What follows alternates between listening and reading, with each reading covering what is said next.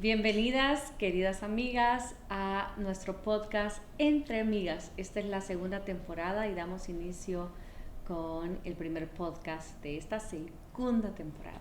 Y para esta ocasión me atreví a pedirle a alguien muy especial en mi vida para que fuera mi invitado especial y que nos regalara de su conocimiento y de su tiempo. Y en esta ocasión tengo de invitado a Fernando Poma. Gracias. Gracias por aceptar hablar. Yo sé que nunca lo haces. Recibís 1000 ofertas y es primera vez que lo vas a hacer. Así que gracias por darnos este espacio a Entre Amigas, que hay muchas mujeres, pero también muchos hombres, muchas personas que van a estar viendo este podcast en donde te admiramos y reconocemos la labor que has hecho a lo largo de tantos años en diferentes áreas en tu vida y en este país. Gracias. Vamos a empezar a hablar un poquito de quién es Fernando Poma. Es lo primero que te preguntan, pero creo que es importante decir eso. ¿Quién es Fernando Poma? Bueno, salvadoreño, padre, tengo 2 hijos, Sebastián y Eva, una pareja muy linda a quien amo mucho, que está aquí a la par, empresario, rockero, una persona muy espiritual. También me encanta. Tengo muchos hobbies, ¿verdad? Aparte de la música, por ejemplo, la aviación y varios otros, andar en moto, los carros. O sea, me gusta realmente vivir la vida al máximo. Tengo una filosofía que la vida es una, que no hay que vivir de una manera encajonada o vivir la vida de alguien más, sino realmente vivir de manera auténtica y tratar de alinear la vida externa con tus valores internos y tu autenticidad interna. Entonces, ese es un pequeño resumen. He vivido mucho en El Salvador, viví de chiquito en El Salvador. Nos tuvimos que ir por la guerra en el 76 a Estados Unidos. Después nos fuimos a vivir a Guatemala con mi mamá. ¿Tenés recuerdos de esa niñez aquí en El Salvador? Muy pocos, porque nos fuimos cuando yo tenía 6 años. Nos fuimos a Miami huyendo en la guerra. De ahí regresamos a Latinoamérica, pero Guatemala. Después nos fuimos a Washington a vivir. Después regresamos a Guatemala y después a los 12 me fui a un internado en Massachusetts, en Estados Unidos, y ahí me quedé, hice el high school y después a Nueva York para la universidad. Fui a la Universidad de Cornell en Nueva York. Después me fui a París a trabajar 4 años. Yo te voy a ir interrumpiendo un poquito, Sí, obviamente yo conozco un poco de tu vida, pero la gente no, y contanos lo que querrás. Pero es interesante porque te mudaste de pequeño para Estados Unidos huyendo de la guerra. Sí. Y sí tenés recuerdos muy pocos, pero ¿cómo fue para ese niño ese cambio? Bueno, yo simplemente seguí instrucciones, yo no sabía más, ¿verdad? De niño tú no racionalizas tanto, tú simplemente vas con lo que está pasando, pero te menciono todos estos cambios y no terminé ahí con todos los cambios. Después fue Filadelfia, después regresar a El Salvador y hice mi maestría en Filadelfia, pero los cambios realmente me ayudaron muchísimo a ser una persona sumamente adaptable, ¿verdad? Creo que he vivido como en 6 o 7 países y esos cambios me ayudaron siempre a adaptarme a los cambios en circunstancias y a los cambios de países, y hoy en día encuentro el cambio muy fácil para mí, o sea, trascender el cambio. Hay gente que vive solo en un país y después se cambia de país y lo encuentra sumamente difícil. Para mí no es nada difícil, ha sido relativamente fácil poder realmente trascender nuevas experiencias y vivir nuevos cambios. Interesante, ¿verdad? Totalmente. Entonces luego regresas a Latinoamérica, en este caso Guatemala, y estudias ahí ¿hasta qué edad? Bueno, fue El Salvador, después fue Miami, después Guatemala, estudié ahí unos 4 o 5 años, después nos fuimos a Washington, después regresamos a Guatemala y después me fui a los 12 años a estudiar a Estados Unidos a un high school en Massachusetts. 12 años. 12 años. ¿Y fue difícil porque las mamás que nos están viendo de seguro dicen, ¿cómo voy a dejar ir a mi hijo a estudiar fuera y solo? ¿Cómo fue para ti ese cambio? Pues yo te diría que a mí me dio mucha resiliencia, ¿verdad? O sea, aprender a vivir solo a los 12 años me dio mucha fuerza interna. Obviamente me hacía falta mi familia, pero realmente fue algo muy positivo porque me empoderó a poder tener independencia a los 12 años. ¿Y Fernando Puma tiene hermanos, hermanas? Tengo hermanos y una hermanita. Tengo dos hermanos, Alberto y Andrés, y después tengo una hermanita más pequeña que se llama Alicia. Sí. Ajá. Ok, interesante por los que no sabíamos. Y después entonces vas, estudias de los 12 años hasta tu universidad. Universidad en Nueva York, ¿verdad? Cornell, y después ¿Qué estudiaste ahí? estudié hotelería. ¿Qué es lo que haces actualmente? Sí, ¿Tenés la bendición? No sabía qué estudiar, Ajá. porque en Estados Unidos tú tenés que decidir cuál va a ser tu carrera antes de los 18 años, Wow. ¿verdad? Entonces tenés que decidir, bueno, y a los 18 años no tenía la menor idea qué es lo que quería hacer con el resto de mi vida, ¿sabes? Entonces dije, bueno, quiero hacer algo relacionado con negocios, pero quiero hacer algo relacionado con gente. Y teníamos un hotel en esa época que era el hotel de aquí, de El Salvador, ¿verdad? ¿Cómo se llamaba en ese entonces? Camino Real. Era famoso, ¿verdad? El Camino Sí. Real. Y decidí, bueno, me voy a meter a estudiar hotelería porque tiene que ver con negocios, pero tiene que ver con gente y relaciones con gente, y además tenemos un hotel, y me aceptaron en el programa que yo quería, el Cornell, y terminé estudiando 4 años en la Universidad de Cornell. Wow, ¿y te Me encantó? encantó, me fascinó, me fascinó. ¿Y después qué pasó? Después fui un curso de verano a Europa, a seguir aprendiendo francés. Mi primo me convenció que fuera al sur de Francia, a un pueblito que se llama Villefranche, que queda pegado a Niza. Ajá. Y me enamoré de una alemana que estaba también en el curso, y en ese momento tenía yo un trabajo para empezar en Brasil después de la universidad. Y le dije a Stephanie, me quiero quedar en Europa contigo. Y entonces empecé a viajar por toda Europa. Le dije regresar al curso. Yo, en vez de tomar el curso, me fui a viajar por Europa tratando de conseguir un empleo, y finalmente conseguí un empleo en París. En 2 semanas logré conseguir un empleo en París, y después nos fuimos Stephanie y yo a vivir juntos a París. Ella tenía 19 años y yo tenía 21 años. Entonces, ¿por amor te quedaste? Por amor me quedé y me fui a vivir a París en vez de ir a Brasil. A saber cómo es interesante, porque es un punto de inflexión.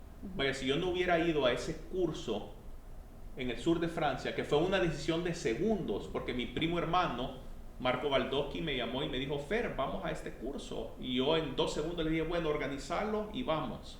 Y no lo pensé más. Y después lo organizó y me llamó y me dijo, mira, ya lo organicé. Y yo ya estaba comprometido, entonces me fui a este curso, y en base a esa decisión que le dije, ok, está bien, lo organizás y nos vamos. Fue sin pensarlo, un segundo. Fui al curso, me enamoré de esta alemana y me quedé viviendo en Europa 4 años.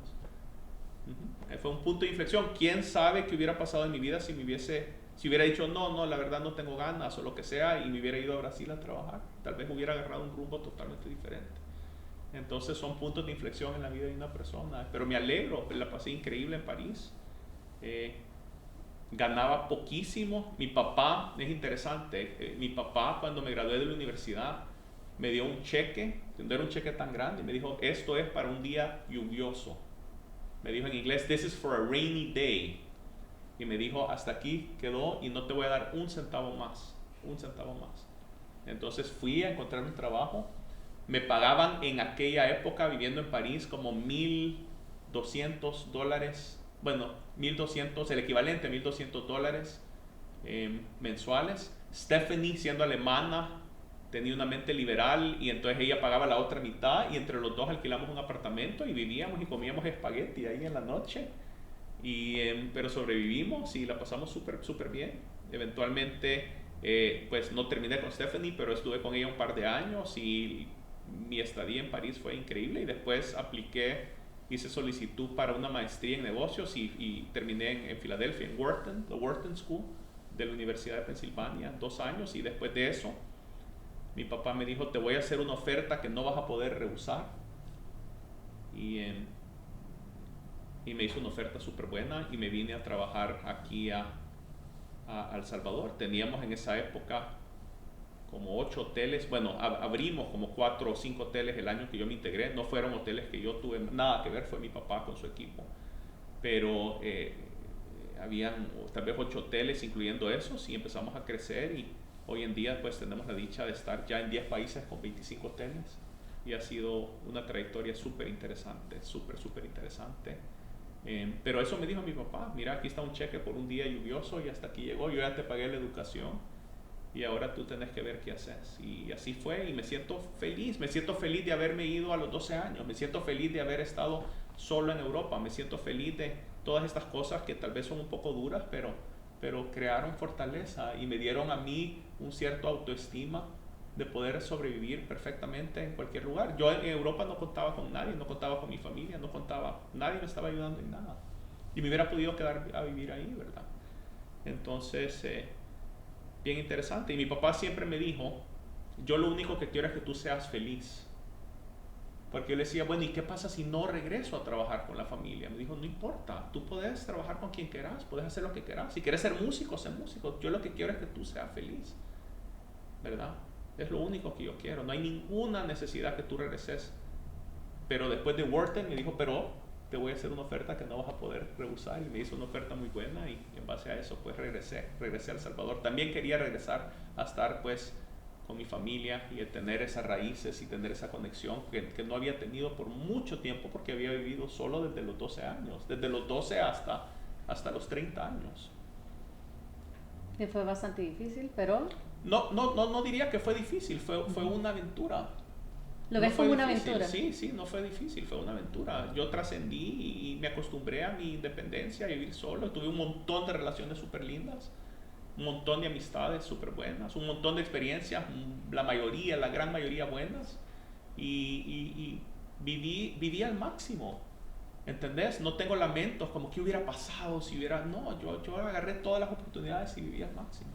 Y luego tuviste la oportunidad de, actualmente, bueno, yo te conocí con la banda, entonces esa es una faceta que a mí me llama mucho la atención porque viniendo de alguien que tuvo las oportunidades de preparación, de una preparación académica, profesional, y decide desviarse un poquito y salirse de la caja de donde la gente lo tiene, porque uno crea esa imagen, lo que siempre hablamos, ¿verdad?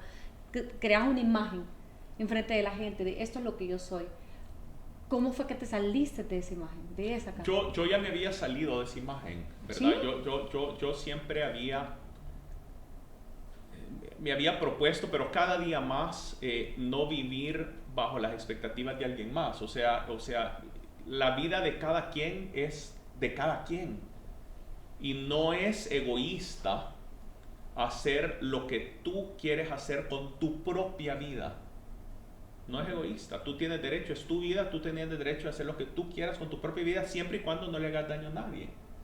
Lo que sí es egoísta es querer que alguien más haga con su vida lo que tú quieres. Eso es extremo egoísmo. Entonces yo siempre he tenido esa filosofía, que yo realmente no voy a vivir las expectativas de otra gente, voy a vivir mis expectativas y voy a hacer lo que a mí me agrada. Y tú puedes perfectamente hacer más de una cosa al mismo tiempo. Tú puedes caminar y mascar chicle al mismo tiempo, igual que tú puedes tocar música y ser empresario al mismo tiempo. Nadie dice que por ser empresario no puedes tocar música, ¿verdad? Lo que pasa es que hay gente que se asombra porque son gente que vive muy encajonada, y esa gente que vive muy encajonada en el fondo son esclavos de la opinión pública. Y yo lo que siempre he buscado en mi vida es amor y libertad. Amor y libertad. ¿Qué significa eso para ti? Amor y libertad es conexión con gente, es poder dar amor y recibir amor, ¿verdad? Sentirte amado y también tener amor propio. Tener amor propio no es lo mismo que amarse, que estar enamorado de uno mismo. Es muy diferente tener amor propio que estar enamorado de uno mismo. Estar enamorado de uno mismo es ser narcisista, es verte al espejo, es postear 50,000 fotos y estar siempre buscando los likes. Eso es inseguridad, ¿verdad? Eso es la necesidad, la obsesión con la validación externa. Eso lo que demuestra es debilidad personal. Amor propio es sentirte bien en tu propia piel y no necesitar la opinión y la validación externa para saber que lo que estás haciendo está bien. Es tener una certeza y una confianza interna que lo que tú estás haciendo está bien, y sentirte bien por lo que estás haciendo. Y yo he tenido esa filosofía. Yo toco música porque me gusta, ¿verdad? Me encanta. Y me encanta expresarme, y es una meditación y es una manera de conectar con cualquier persona. No importa quién sos, no importa qué tenés, no importa en qué nivel socioeconómico estás, a todo el mundo nos gusta la música. Y sabes otra cosa bonita de la música, que para ser músico nadie te puede regalar nada. O sea, nadie puede decir, sí, es que tú sos músico porque tú naciste en una cuna de oro. No, no tiene nada que ver. Bueno, para ser músico y escribir música necesitas un papel y lápiz. Ahí no hay excusa. Ahí no hay excusa. Vaya, para tocar guitarra necesitas una guitarra barata que la puedes conseguir en cualquier lugar. O sea, no hay excusa. Entonces, si tú tienes talento musical, tú tienes talento musical porque tú has creado ese propio talento. ¿Entendés? Entonces, es una cosa que es abierta a todo mundo. Y es una cosa en la que puedes conectar con todo mundo.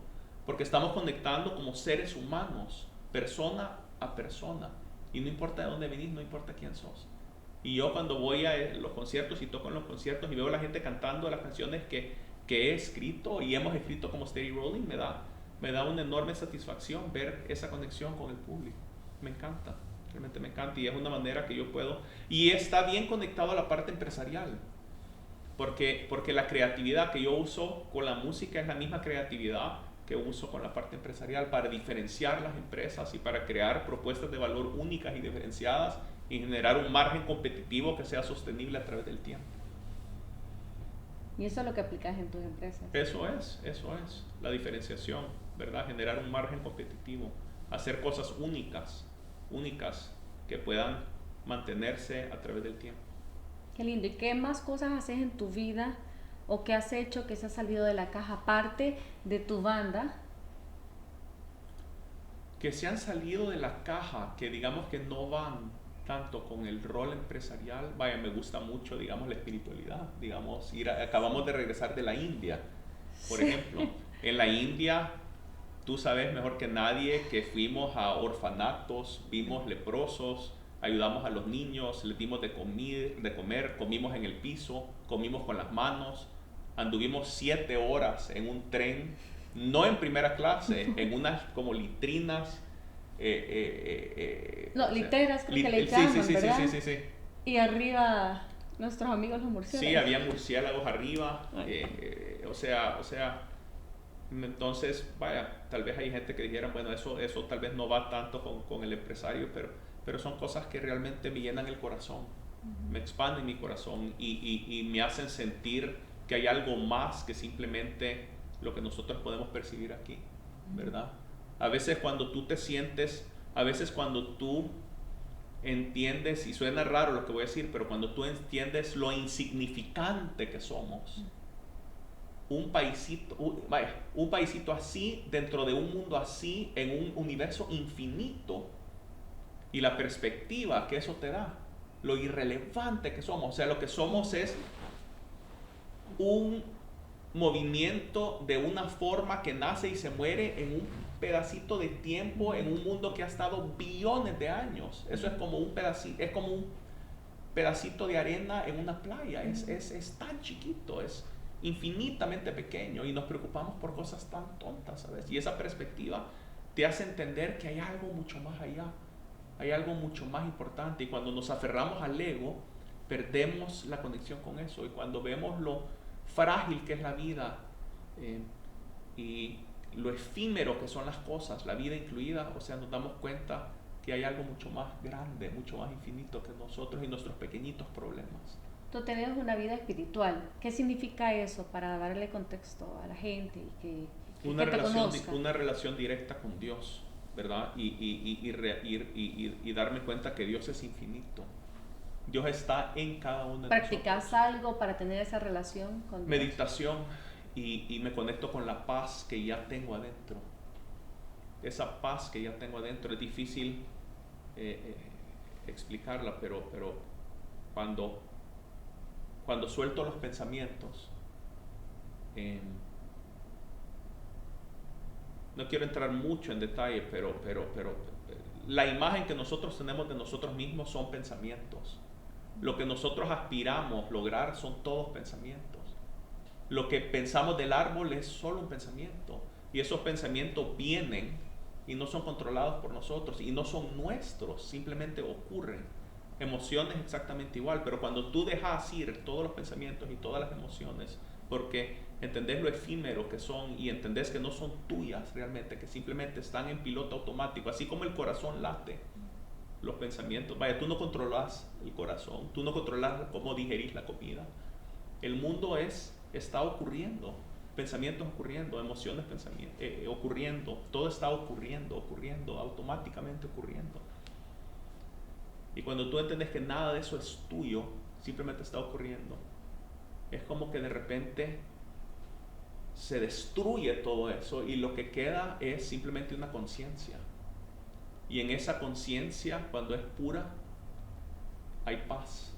Y yo puedo conectar con esa paz. Yo soy esa paz. Entonces a eso es lo que me refiero. ¿Y qué haces cuando no puedes conectar con esa paz en tu día a día? Porque sos empresario, ¿verdad? Tienes tu banda. Son muchísimas cosas que quizás la gente no conoce todas estas facetas.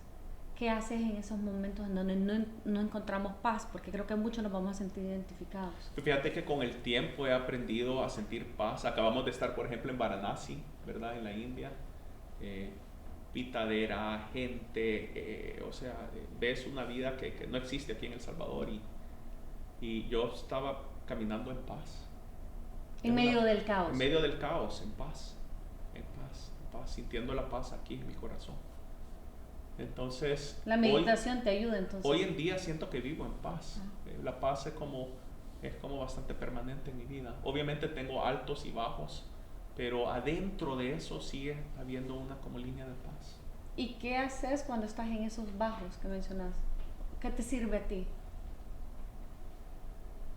Conectarme con el corazón, conectarme con el amor, conectarme y también tener perspectiva. La perspectiva que realmente todas esas cosas pasan. El tiempo cura las heridas. Vaya, si tú te acordás, si tú tratas de recordar cosas que eran terribles, que decir, no voy a sobrevivir esto, no voy a salir de esto. Hoy en día sobreviviste, hoy en día estás aquí, hoy en día estás bien. Entonces uno a veces cree que no hay salida, pero siempre el tiempo te da una salida, eventualmente. Lo que sí hay que tratar de hacer es, que tengo muy presente eso, es no tomar riesgos que tengan consecuencias irreversibles. ¿Cómo cuáles? Vaya, por ejemplo, manejar borracho, matar a alguien y después irte a la cárcel de por vida, ¿verdad? Eso es un riesgo que tiene una consecuencia irreversible. Sí. Trabajar en una empresa y no ser honesto, robar en esa empresa y que de repente te tachen totalmente. Si no terminas en la cárcel, nunca conseguís otro empleo, ¿entendés? Esos son riesgos con consecuencias irreversibles, ¿verdad? Entonces, muy presente eso. Creo que los adolescentes pierden y hay que estarles recordando. Los riesgos, es bueno tomar algunos riesgos calculados, pero nunca tomar riesgos que tengan consecuencias negativas irreversibles, potencialmente irreversibles. Increíble, sí, estoy totalmente de acuerdo. Y en cuanto a tu vida, ¿alguna área que quisieras dar a conocer que la gente no conoce mucho? ¿Con cuál te sentís cómodo dando a conocer? Sé que empresario sos exitosísimo, ¿verdad? Muchas personas te admiramos y realmente seguimos tus pasos. Y siempre que te dan entrevistas o hablan contigo, la gente te busca principalmente por esa área de tu vida. Luego, como músico, la gente se puede acercar a ti en los toques y tú eres muy abierto y súper humano y es súper lindo verte en esa faceta, ¿verdad? Como papá, yo siempre te lo he dicho, sos, wow, para mí el papá soñado que todos, ¿verdad?, deseamos, increíble, y como ser humano. Gracias. Hay una faceta linda también que es en Fundación Renacer, ¿verdad? Que siempre has tenido eso, porque tú mencionaste que desde que decidiste que ibas a estudiar en la universidad, tu enfoque iba en algo de ayudar a las personas y ahora lo estás haciendo. ¿Cómo es estar en Fundación Renacer? Bueno, Fundación Renacer es algo muy cercano a mi corazón. Hace como 10 años mi papá, Ricardo, me dijo, Fer, quiero, en una cena que estábamos los dos, me dijo, quiero hacer más por la gente que más sufre. Entonces llegamos a la conclusión que la gente que más sufre es la gente que tiene carencias no solo económicas, sino emocionales, ¿verdad? Y y nos enfocamos en ayudar a niños abandonados que viven en orfanatos. Y nos dimos cuenta que el problema más grande no es la creación de otro orfanato, sino que estos niños por ley a los 18 años tienen que salir de los orfanatos y salir a encontrar cómo vivir, al terror de la calle, muchos de ellos al terror de la calle. Algunos de ellos tienen que regresar a algún pariente lejano. Algunas niñas salen a un pariente lejano, el pariente lejano no las conoce, tal vez las viola, o sea, viven en circunstancias terribles. Entonces lo que decidimos nosotros es que íbamos a ayudar a todos los niños del Gran San Salvador. Íbamos a ayudarles a aprender un oficio básico dentro de nuestras empresas. Ellos iban a llegar a nuestras empresas, iban a rotarse por todas las áreas de nuestras empresas, ellos iban a escoger el área que les gustara a ellos, los íbamos a entrenar un año y después les íbamos a garantizar un empleo. Wow. No entrenarlos para conseguir un empleo, nosotros les íbamos a dar un empleo garantizado. Y lo hicimos así la primera generación y poco a poco empresas aliadas se fueron sumando. Entonces hoy en día tenemos 31 empresas aliadas, increíble, que están también contratando a estos jóvenes, entrenando y contratando a estos jóvenes. Y ya la última generación graduamos 90 de estos jóvenes, a todos les dimos un empleo y esta siguiente van a ser 120 jóvenes ya en San Salvador y Santa Ana, a todos les vamos a dar un empleo entre nosotros y las 31 empresas aliadas. Y estamos básicamente dándoles una ventana de oportunidad a estos jóvenes que de otra manera jamás tuvieran, ¿verdad? O sea, van a salir de este entrenamiento con un empleo, ¿verdad? Ganando lo que sea, 400, 500 dólares. Muchos de ellos de las primeras generaciones ya tienen puestos altos en nuestras propias empresas. O sea que son casos de éxitos y algo así realmente no solo cambia la vida de ellos, sino cambia la vida de generaciones. ¿Y en nuestro país? En nuestro país, en El Salvador. Ahí es donde realmente tenés un impacto. Sí, sí, donde queremos tener sobre todo el impacto es aquí en El Salvador. Entonces, hoy pudiste realizar o estás ya realizando un sueño que tuviste de joven. Y queremos hacer más, queremos hacer de este programa un programa nacional. O sea, hacerlo en todo el territorio y poder darle esta oportunidad a todos los jóvenes abandonados del país que tengan un empleo digno después de aprender un oficio básico y garantizarles el empleo.